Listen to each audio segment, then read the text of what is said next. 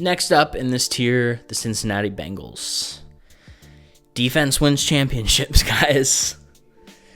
I'm kind of kidding, but I mean, that's the story with the Bengals here, right? You have the number one in passing yards quarterback, number one in receiving yards receiver. You also have the number one in sacks right now, Trey Hendrickson. And what are they, 5-8 right now? I feel like I should look at that to be sure. The Bengals, are 6-8. Playoffs are still going to be extremely tough for them because the division they're in, you got to compete with the Ravens, who beat the Bengals twice already, and the Steelers, who just have a much better record. They're 10-3 right now, I believe, 10-4. Playoffs are really doubtful. If not doubtful, they're already eliminated. But this is the story of a defense that has held back one of the most prolific offenses that we've seen. Now, here's a couple things I have to say about that, first of all. And I love Joe Burrow. I love I love what the Bengals have kind of going on with Burrow and Chase and their Super Bowl run. So I don't want to come off as a hater here. I love Joe Burrow. I have issues with the MVP discussion with him, though. Because if you're saying he's the MVP, then you're admitting the MVP is just a stat award. It's not just a stat award. It's a most valuable player. Now, if Joe Burrow ends up sneaking into the playoffs with the Bengals this year and making a little bit of a run, give it to him. 100%. If the Bengals miss the playoffs this year, I can't have this MVP discussion. And I know I'm the one that brought this up, but I've seen a lot of people bring it up. And it makes sense because he's leading stat categories and everything. But I have a few problems with it. First of all, it's MVP, most valuable player. If he's the most valuable player, your team shouldn't have the record it has. If he's so valuable, your team should be able to overcome the defensive struggles they have and the management issues last minute they have because he's so valuable. Now, that sounds like I'm talking shit on Joe Burrow. I'm not, I swear. It's a lot to overcome, and it's ridiculous to ask of him to overcome the things he's overcome. But that is the true sentiment from the MVP award. Most valuable player. You cannot be the most valuable player without at least getting into the playoffs. Now, you can argue that without Joe Burrow, they would be a 3-win team or whatever. Sure. 3-win, missing the playoffs. What's the conversation there? The other thing with the Burrow MVP discussion, he is a really good player, and he's really efficient and moves the chains, moves the ball a lot downfield. He's getting a lot more opportunities to, I don't want to say stat pad necessarily, but to add to his stats because his defense is so bad. He's getting the ball a lot, and he's being put in a position where he has to win the game a lot. And he's putting up fights in those moments. He's putting up those stats that are needed in those moments. I get it. But the facts are the facts. He's on the field a lot. He's throwing it a lot every game.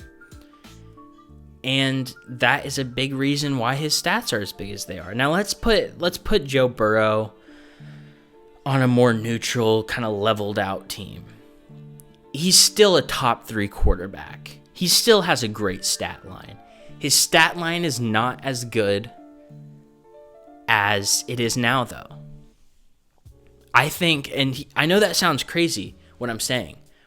It seems like I'm saying is if you put Joe Burrow on a better team that's more evened out and isn't all offense, no defense, that he plays worse. I'm not saying he plays worse. I'm saying his stats level out because he's in an offensive focused team that has to focus on offense.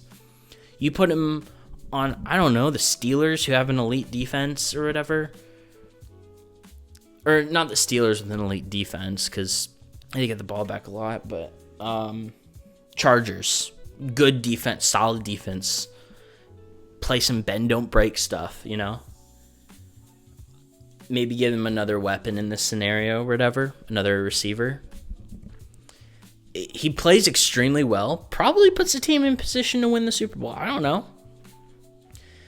And then we can have that MVP discussion there. But he's not having the stats that he has. I hope I've made that point. I don't want to drone on about this because this is a talk about the Bengals.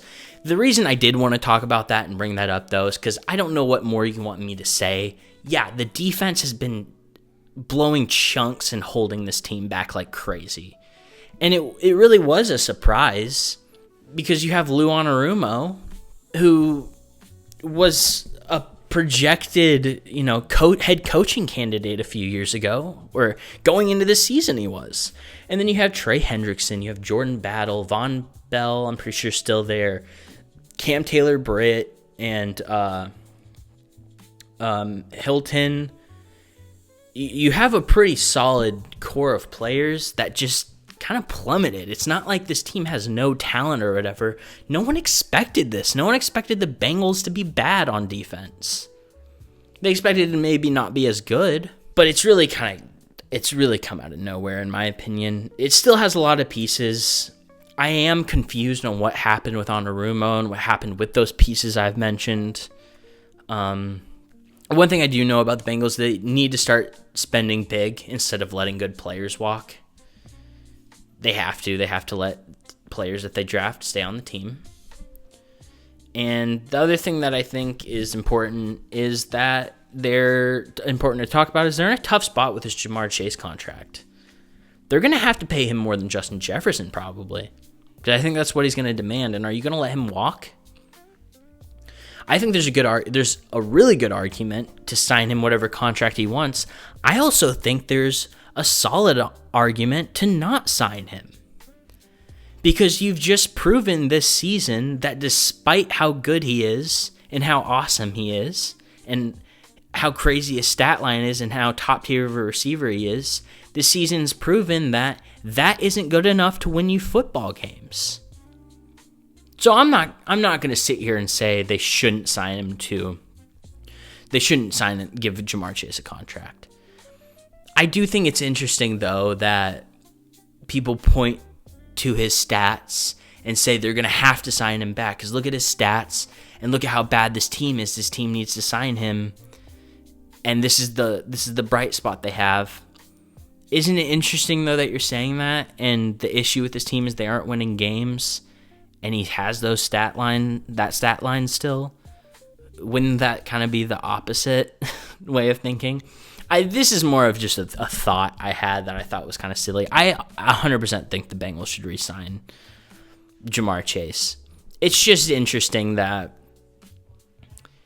he's done so much and it hasn't equaled the wins. I hope you understand what I'm saying.